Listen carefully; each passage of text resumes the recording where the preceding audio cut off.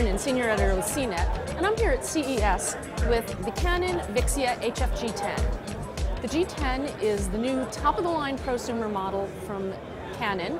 Like Sony, they've bumped up, both in terms of price and in features, what they consider their top-of-the-line prosumer models.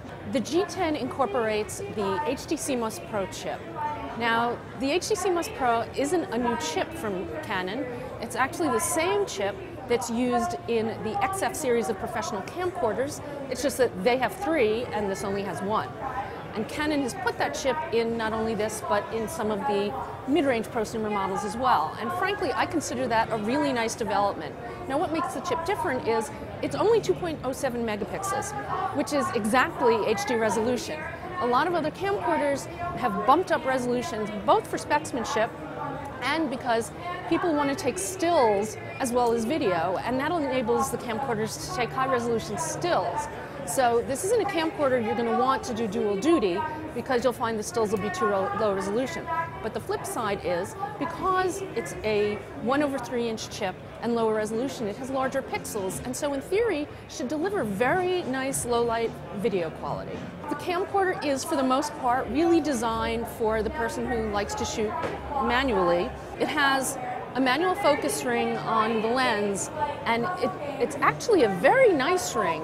Even though it's servo-electronic the way they all are, it has a lot of resistance, so it's very nice to use. Like most of Canon's models, it uses a dual SDXC slot, which is also a nice convenience. It's a development that I'm glad to see in the camcorders. And it has a large LCD.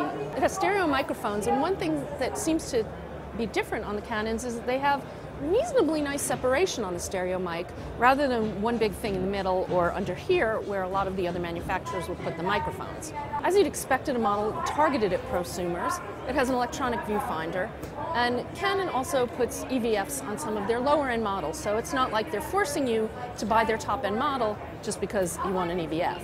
Camcorder also ships with a lens hood, so if you've seen photos of it, for the most part, you've seen the camcorder looking like this, but it has a really big f1.8 lens, and the big lenses are really one way in which you could tell a prosumer or a relatively high-end model from the lower-end ones. Look at the size of the lens. The one thing that disappoints me about this model, as well as the other models that Canon announced at the show, is they use the same touchscreen menu system as last year's models. And if you want to know how I feel about that, then you should read my reviews, because frankly, it's really poorly designed for use with touchscreens.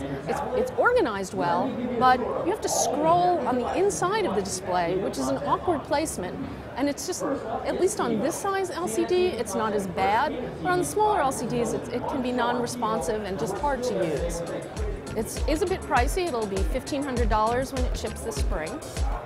But for some people, it's worth it. I'm G10, and this is the Canon Vixia HF G10.